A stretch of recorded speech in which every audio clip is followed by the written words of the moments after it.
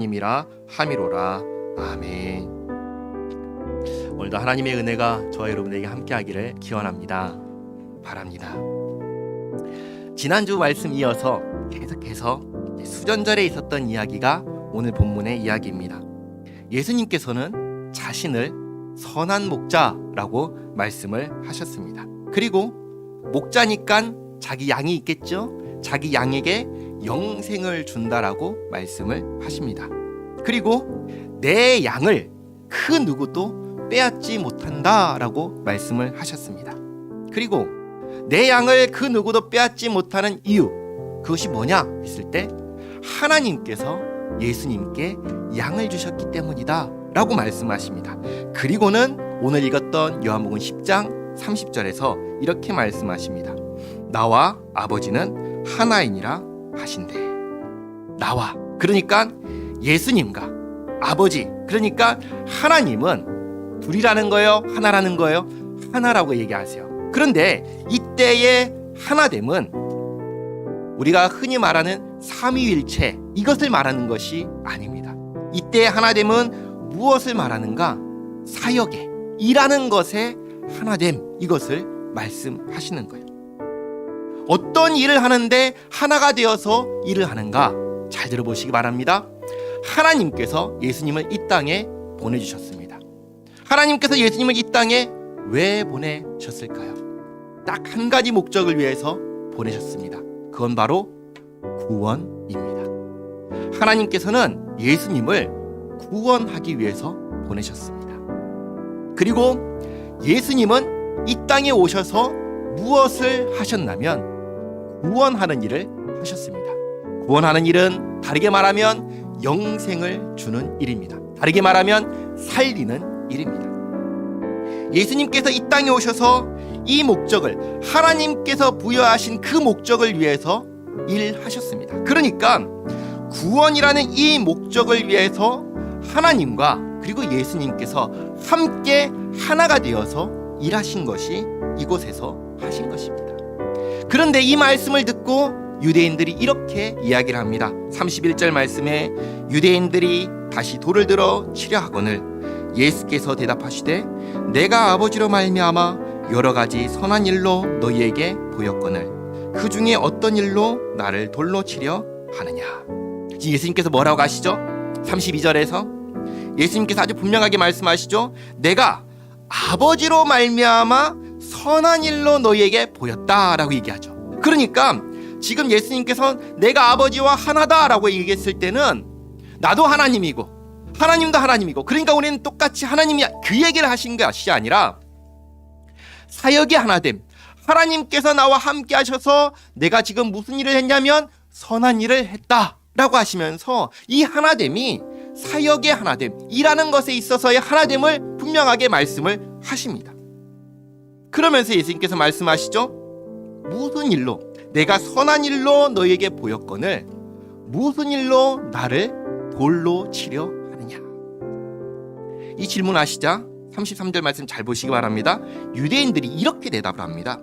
유대인들이 대답하되 선한 일로 말미암아 우리가 너를, 예수를 돌로 치려는 것이 아니다 얘기하셔요. 이 말이 잘 보시면 굉장히 이상하고 모순된 말이라는 것을 발견하게 됩니다. 어떻게인가? 예수님께서 하신 모든 일은 하나님께서 함께하지 않으시면 하실 수가 없는 일들을 하셨어요. 예를 들면 이 요한복음 10장 앞에 9장에서는 무슨 일이 있었냐면 나면서부터 맹인, 앞을 못 보는 사람을 보게 하는 일이 있었습니다. 예수님께서 그 일을 하셨어요. 근데 그 일을 보고 사람들이 다 이구동성으로 하는 말이 뭐냐면 창세로부터 이런 일은 있었던 적이 한 번도 없었다라고 얘기를 합니다. 그러면서 이 얘기까지 합니다. 이 사람이 하나님께로부터 오지 않았더라면 이런 일은 할 수가 없다라고 누가 얘기해요? 자기들이 얘기해요. 한번 성경을 읽어볼까요? 주보를 보시면 요한복음 9장 32절에 있습니다. 주보 보시면 참고 구절을 다 거기 써놨으니까 그걸 보시면 돼요. 9장 32절 33절 말씀인데요. 같이 한번 읽어보겠습니다. 창세 이후로 맹인으로 난 자의 눈을 뜨게 하였다 함을 듣지 못하였으니 이 사람이 하나님께로부터 오지 아니하였으면 아무 일도 할 수 없으리이다. 아멘. 그러니까 이 모든 사람들이 다 공감하는 게 뭐예요? 하나님께서는 첫째로 죄인의 말을 듣지 아니하시고 경건하여 하나님의 뜻대로 행하는 자의 말씀을 들으신다는 것을 공감하고 있는 거예요. 지금 이 앞에 32, 33절은 맹인으로서는 창세 이후로 한 번도 눈을 뜬 적이 없었고 하나님께로부터 오지 않았으면 이건 할 수 없다, 그 얘기를 하고, 그 다음에 이제 31절이에요 31절 말씀 보시면 같이 한번 읽어볼까요? 31절 말씀. 하나님이 죄인의 말을 듣지 아니하시고 경건하여 그의 뜻대로 행하는 자의 말을 들으시는 줄을 우리가 아나이다. 그러니까 모든 사람들이 다 공감하는 것이 이 내용인 거예요. 이 내용. 제가 잠깐 순서를 바꿔서 말씀드렸지만 내용은 똑같아요. 뭐냐면 하나님께서는 누구의 말씀을 들으시는가? 하나님께서는 죄인의 말씀을 듣지 않으신다. 하나님께서는 경건하여 하나님의 뜻대로 행하는 자의 말씀을 들으신다라고 모든 그 자리에 있는 사람들이 다 공감하고 있었던 거예요. 그러니까 예수님께서 지금 하신 이 일은 사람이 할 수 있는 일이에요? 사람이 할 수 없는 일이에요. 사람이 할 수 없는 일을 했고, 그 일을 누가 하게 하셨냐면 하나님께서 들으셔서 그 일을 할 수 있게 하셨으니까, 그러면 예수님은 누구냐? 예수님은 죄인이냐 아니면 의인이냐? 이 두 가지 간단한 질문 앞에서 뭐라고 대답하겠어요? 죄인이라고 할까요? 아니죠. 의인이라고 하겠죠. 왜요? 하나님은 죄인의 말을 듣지 않으시니까. 그럼 예수님 누구예요? 의인이시죠. 그런데 이 너무나도 분명한, 모든 사람들이 다 공감하는 일을 예수님께서 눈앞에서 하셨음에도 불구하고 이들이 뭐라고 하죠? 33절에 본문으로 돌아와서 10장 33절에 신성모독으로 인함이니 너희가 한 당신이 한 선한 일로 말미암음이 아니라 신성모독으로 인함이니 네가 사람이 되어 자칭 하나님이라 함이로라. 잘 보시면 이게 굉장히 어려운 문제입니다. 한번 생각해 보세요. 우리가 지금 그 자리에 있다고 한번 생각을 해보세요. 우리 눈앞에서 예수님께서 그러한 일을 하고 계신다고 한번 생각해 보세요. 그럼 우리는 예수님을 보고 저분은 진짜 하나님이시다 라고 반응할까요? 아니면 사람이 어떻게 하나님이 될 수 있어? 사람은 하나님이 될 수 없어. 그러니까 저 사람은 사기꾼이야. 그렇게 이야기를 할까요? 예를 들어 보겠습니다. 여기에 예수님께서 오셨습니다. 그런데 우리가 예수님께서 오셨다는 말을 할 때마다 오해하지 말아야 될 것은, 실제로 이제 예수님께서 오시면 그 날은 무슨 날이냐면 이 세상이 끝나는 날입니다. 성경은 예수님께서 다시 오시면 그날에 최후 심판이 있고 새하늘과 새 땅이 펼쳐지면서 새 예루살렘이 이 땅에 임한다고 알려주고 있습니다. 그러니까 1세기에 예수님께서 처음 오신 것은 무엇을 위해서 오셨냐면 구원을 위해서 오셨고, 그리고 예수님께서 이제 다시 오신다면 그때는 무엇을 위해서 오셔요? 심판을 위해서 오시는 것입니다. 그러니까 이것이 성경이 우리에게 알려주는 장래에 일어날 일입니다. 그래서 예수님께서 오신다면 어떨까 이렇게 생각할 때 그 내용은 예수님께서 다시 오시면 끝나는 그 다시 오심이 아니라 우리가 1세기에 그 현장에 우리가 있었다면 어땠을까라는 질문을 하는 거예요. 예수님께서 우리 눈앞에 계실 때, 우리가 1세기에 그 현장에 있었을 때 우리는 예수님을 보면서 저분은 하나님이셔라고 어떻게 알 수 있을까요? 예수님께서는 성경을 보시면 내가 하늘로부터 온 사람, 하나님께서 보내신 사람이라는 세 가지 증거를 말씀하십니다. 첫 번째는 세례 요한의 증거입니다. 두 번째는 예수님께서 친히 하신 일입니다. 그리고 세 번째는 하나님의 말씀인 성경입니다. 이 세 가지 외에는 예수님께서 하나님이신 것을 알 수 없습니다.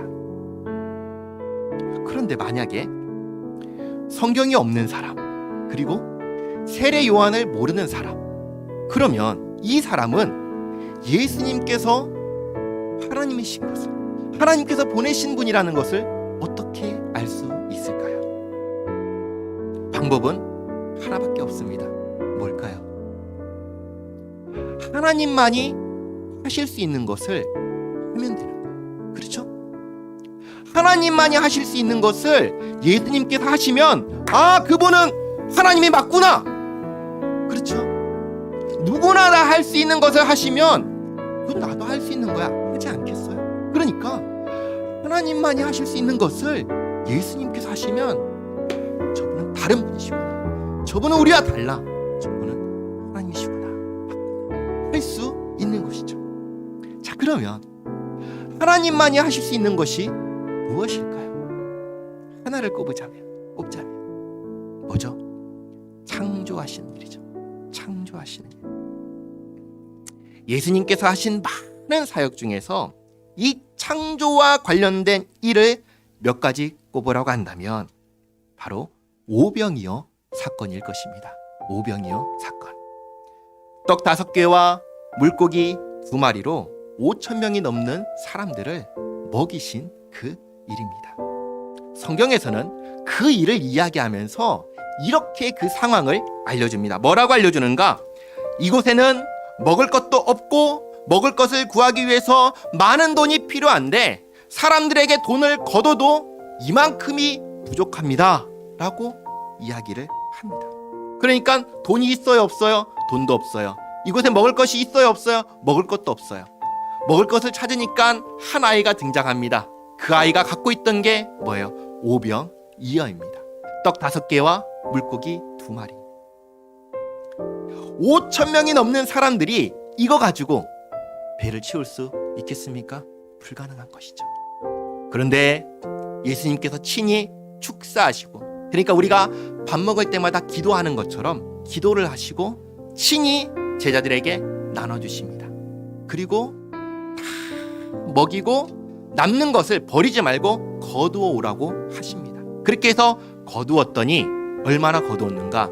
12광주리가 차고도 남게 그렇게 가득 채워서 남겼다라고 말씀하십니다. 주보 보시면 6장 13절 말씀이 있을 거예요. 요한복음 6장 13절 같이 한번 읽어볼까요? 이에 거두니 보리떡 5개로 먹고 남은 조각이 12바구니에 찼더라. 아멘. 뭘 먹었다고 하죠? 보리떡 5개라고 합니다. 다른 거 먹었다고 성경이 얘기해요? 아니요. 정확하게 얘기하죠. 보리떡 5개로 5,000명이 넘는 사람들이 먹고 얼마나 남겼다고 해요? 12광주리가 차게 남겼다. 그리고 또 창조와 관련된 또 하나의 일은 맹인이 눈을 뜬 사건일 것입니다. 이미 읽었죠.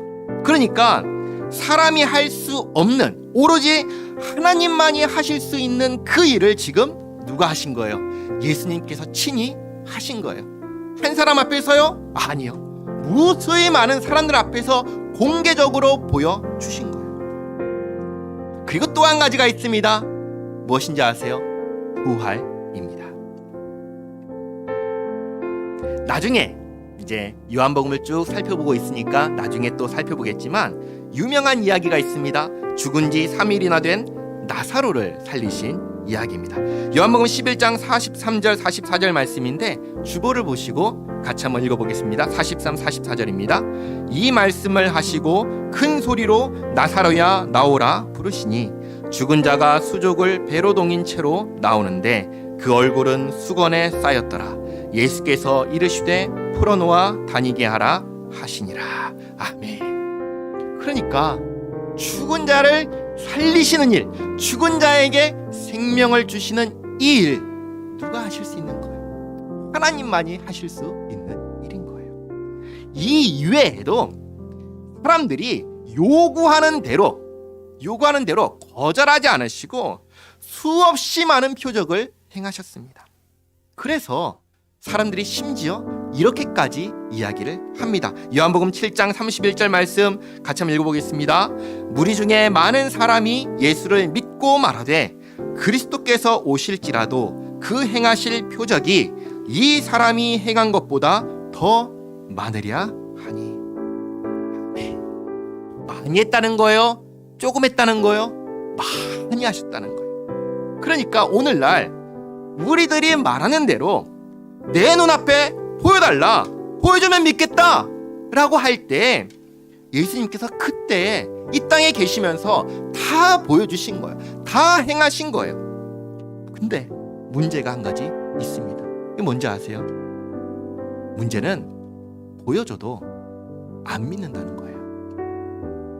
안 믿는 사람은 보여줘도 안 믿는 거예요. 그게 문제인 거예요. 예수님께서 하나님이시고 하나님의 아들이시라는 마지막 증거는 무엇이냐면 부활입니다. 부활. 잘 들어보시기 바랍니다.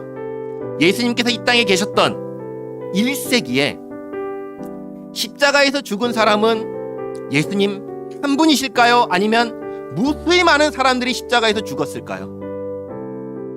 예수님만 죽으셨을까요? 아니죠.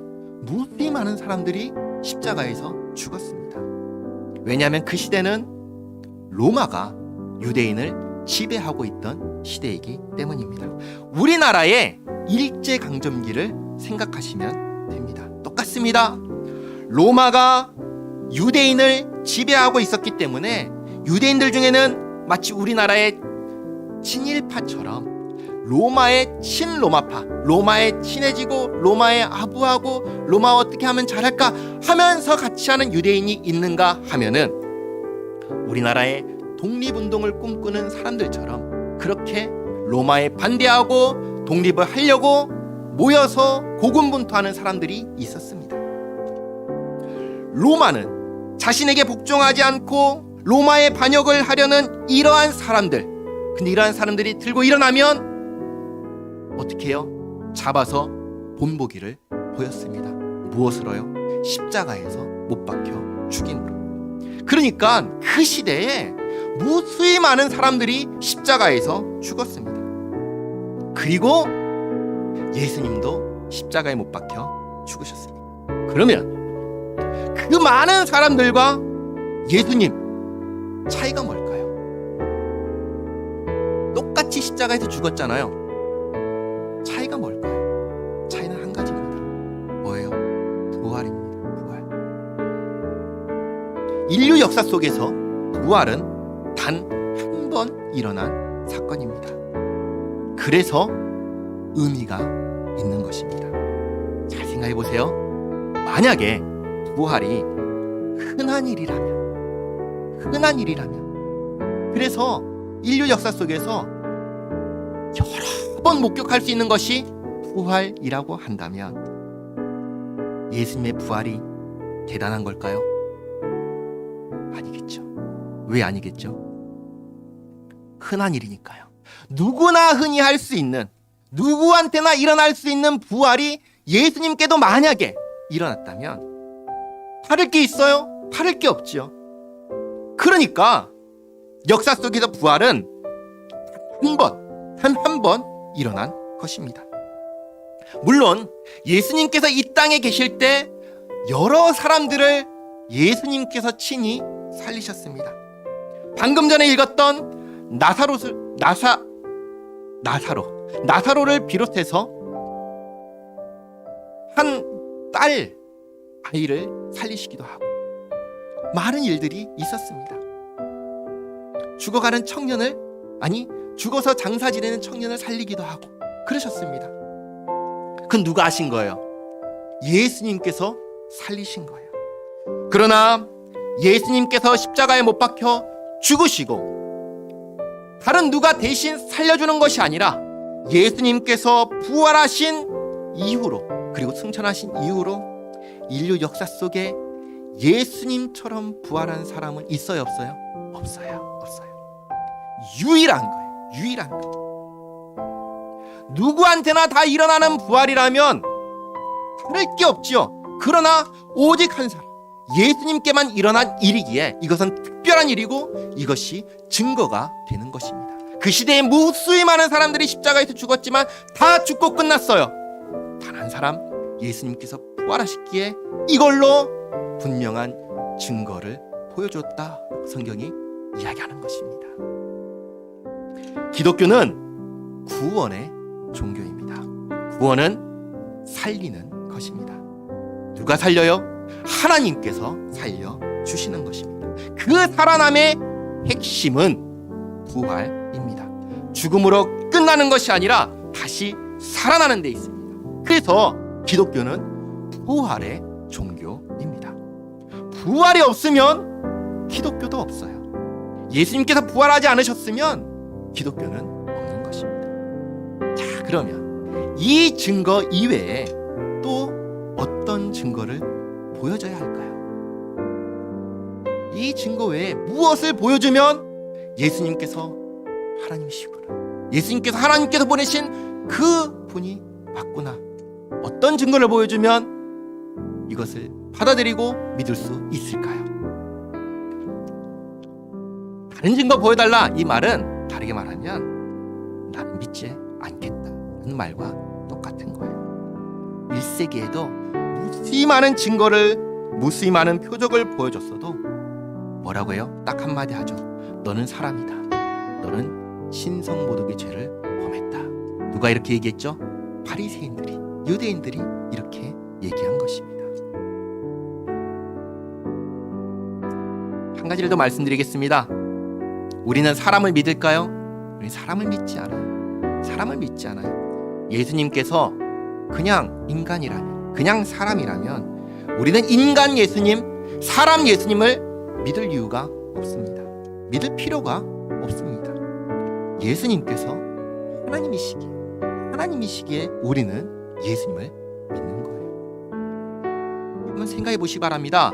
내 옆에 있는 사람, 내 인생을 맡길 수 있나요? 내 죽음 이후에 영혼까지 내 옆에 있는 사람에게 맡길 수 있나요? 맡길 수 없죠. 왜요? 나랑 똑같은 사람이니까.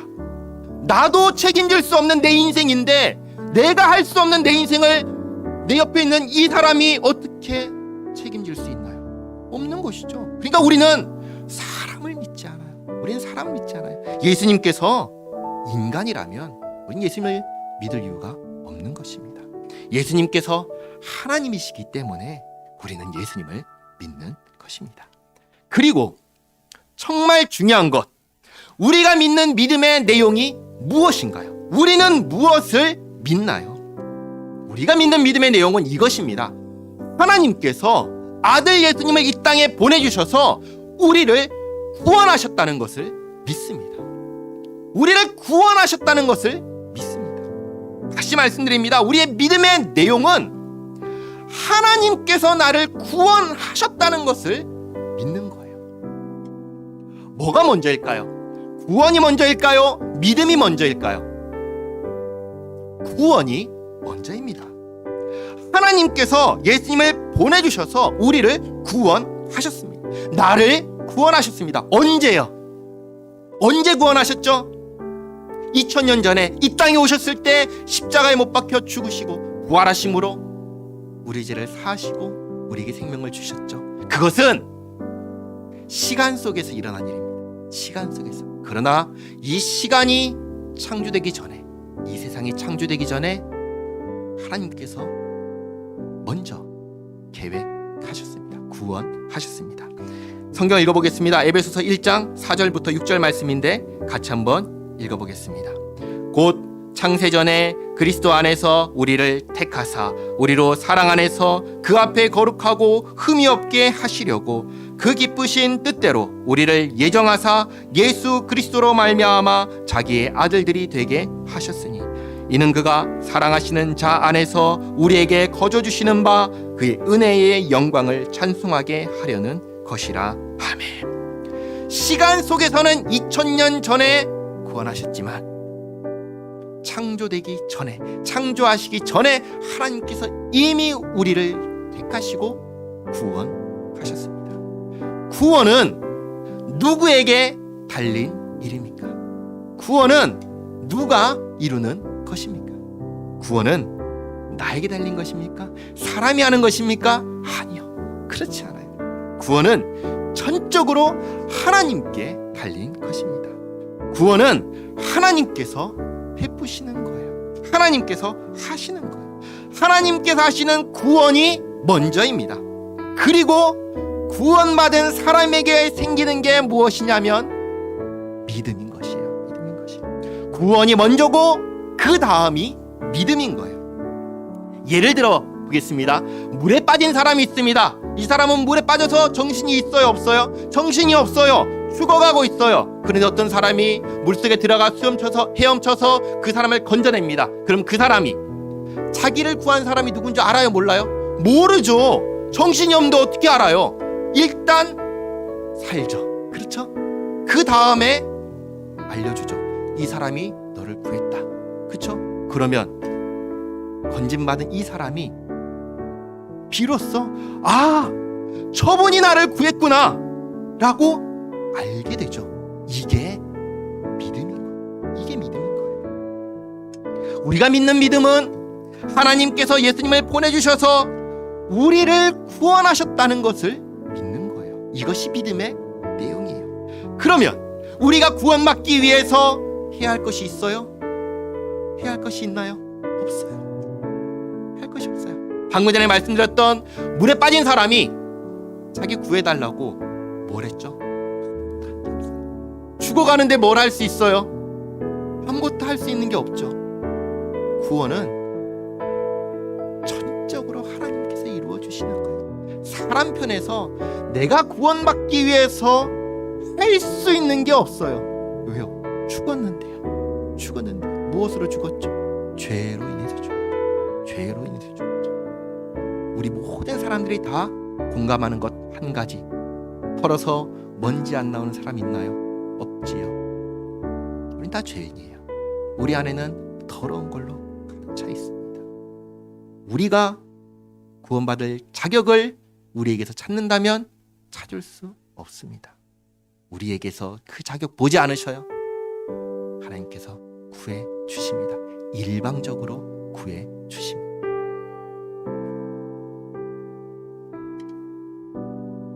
하나님께서 이미 구원하셨고 우리는 이미 구원받은 것입니다. 그런 믿음 뭐냐? 구원받은 사람에게 생기는 것이 믿음입니다. 하나님께서 저와 여러분을 구원하셨습니다. 하나님께서 왜 구원하셨냐? 사랑하니까. 하나님께서 저와 여러분을 사랑하십니다. 하나님께서 저와 여러분을 하나님의 자녀 삼아 주셨습니다. 그리고 하나님께서 영원토록 여러분과 우리와 함께 하십니다. 이 말씀이 받아들여지는 사람, 그 사람이 누구예요? 구원받은 사람이고 그 사람이 믿는 사람인 것입니다. 그런데 어떤 사람이 이렇게 얘기합니다. 믿고 싶은데 믿을 수가 없다고 얘기를 합니다. 믿고 싶은데 믿을 수가 없다고 말합니다. 근데 잘 생각해 보시기 바랍니다. 뭘 믿을 수가 없나요?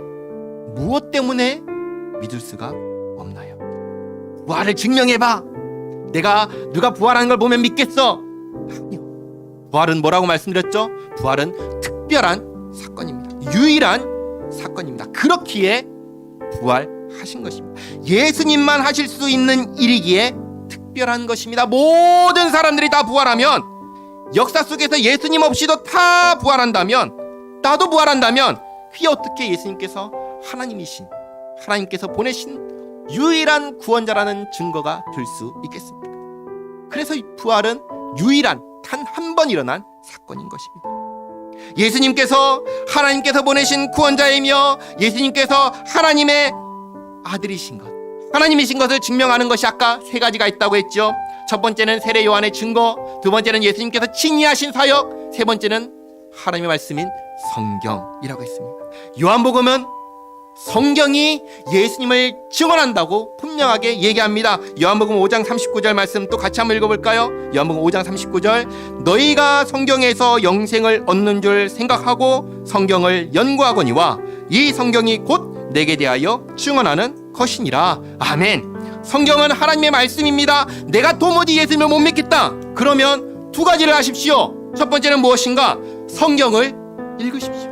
성경을 읽으십시오. 근데 한번 생각해 보세요. 헌법을 공부하는 사람 생각해 보세요. 혼자서 독학하나요? 할 수 있죠. 그러나 대부분의 사람은 어떻게 하죠? 선생님께 배울 것입니다. 그렇죠? 성경을 읽고 내가 할 수 있으면 그럼 그렇게 하시면 돼요. 그러나 성경 읽고 모르겠다 그러면 어떻게 해야 될까요? 배워야죠. 그래서 두 번째는 뭐냐면 저에게 찾아오세요. 저에게 오세요. 제가 그래도 성경을 가르치는 목사지 않습니까? 제가 아는 것은 힘을 다해서 알려드리겠습니다. 그러니까 아무것도 하지 않고 그냥 내가 생각하기에 이건 믿을 수가 없어, 못 믿겠어, 그렇게 하지 마시라는 겁니다. 힘을 다해서 도전하시라는 겁니다. 사도행전 17장 11절 12절 말씀 같이 한번 읽어보겠습니다. 베레아에 있는 사람들은 데살로니가에 있는 사람들보다 더 너그러워서 간절한 마음으로 말씀을 받고 이것이 그러한가 하여 날마다 성경을 상고하므로 그 중에 믿는 사람이 많고 또 헬라의 귀부인과 남자가 적지 아니하나. 아멘. 무슨 말씀이에요? 이 말씀을 보고 이게 정말 그러한지 상고하는 그 사람들에게 뭐가 생겼다고요? 믿음이 생겼다. 아무것도 하지 않으면서 난 못 믿겠어, 그러지 마시라는 거예요. 도전하시라는 거예요. 모르면 물어보시라는 거예요. 성경은 하나님의 말씀입니다. 성경은 구약 성경이 있고 신약 성경이 있습니다. 구약 성경은 무엇을 얘기하죠? 오실 예수님을 예언합니다. 구약 성경은. 신약 성경은 무엇을 얘기하죠? 예수님께서 오셨다, 그리고 다시 오실 것이다, 그것을 예언합니다. 잘 보세요. 예언이 있다라는 것, 예언이 있다라는 것은 시작이 있고 끝이 있다는 것입니다. 예언이 있다라는 것은. 그리고 예언이 있다는 것은 그 예언을 주신 분이 계신다는 것입니다. 그러니까 이것만 해도 벌써 누구를 증명해요? 하나님께서 계신다는 것을 증명하는 것이죠. 모든 예언은 누구를 가리킵니까? 모든 예언은 예수님을 가리킵니다. 그리고 예수님은 무엇을 하셨습니까? 예수님은 우리를 구원하셨습니다. 우리의 구원은 예수님께서 나를 구원하실 것이야, 그게 아니라 예수님께서 이미 나를 구원하셨다에 대한 믿음인 것입니다. 예수님께서 나를 구원하셨습니다. 죄에서 구원하셨습니다. 죽음 이후에 받아야 할 죄의 형벌로부터 구원하셨습니다. 죄와 사망에 놓였던 우리가 예수님으로 인하여 구원받았습니다. 그래서 우리는 더 이상 죄와 사망의 노예가 아닙니다. 자유인이 되었습니다. 이제는 우리는 하나님을 향하여 뭐라고 부르죠? 아버지라고 부르는 하나님의 자녀가 되었습니다. 그리고 우리는 천국을 상속받는 상속자가 되었습니다. 우리는 하나님을 예배합니다. 왜 하나님을 예배할까요? 하나님께서 하라고 하셨으니까 하나님을 예배할까요? 물론 그렇기도 합니다. 하나님께서 예배하라고 하셨으니까 우리가 하나님을 예배합니다. 그러나 그 예배가 억지로 하는 건가요? 하기 싫어 죽겠는데 하라고 하니까 이런데 하면서 하는 것이 예배인가요? 아니죠. 우리는 왜 예배하죠? 하나님께서 나의 아버지가 되시니 예배하는 것입니다. 하나님께서 나를 구원하셨으니 감사함으로 나아가는 시간이 무슨 시간이에요? 예배의 시간인 거예요. 그리고 나를 구원하신 하나님이 알고 싶으니까 이렇게 설교 시간을 통해서 말씀을 듣고 알아가는 것입니다. 예배는 하나님께서 하라고 하셨으니까 억지로 하는 것이 아니라 하나님의 자녀들이 자기의 아버지가 되신 하나님께 나아가는 특별한 시간, 특권을 받는 시간인 것입니다. 정리하겠습니다. 예수님은 자신을 누구라고 했죠? 하나님과 하나라고 말씀하셨습니다. 이것은 삼위일체를 말씀하신 것이 아니라 이 구원의 사역에 있어서 하나님과 예수님께서 함께 일하신다는 것을 말씀하신 것입니다. 그 목적, 구원의 목적은 무엇이죠? 우리를 살리는 것, 우리를 살리는 것. 우리를 구원하는 일은 미래에 장차 있을 일이 아니라 과거에 이미 먼저 우리가 알기도 전에 이루신 거예요. 다 이루신 거예요. 우리가 믿는 것은 이미 이루신 그 일을 믿는 거예요. 하셨다. 나를 살려주셨다. 하나님께서 예수님을 보내셔서 나를 구원하셨다는 이미 일어난 일을 믿는 거예요. 이미 이루셨기 때문에 우리는 우리에게 일어나는 모든 일 속에서 어떻게 살 수 있어요? 안심하며 살 수 있는 거예요. 안심하며 이 세상을 살 수 있는 것입니다. 그래서 모든 믿는 자에게 잊고 누리는 것이 무엇이냐면 평화입니다. 평안입니다.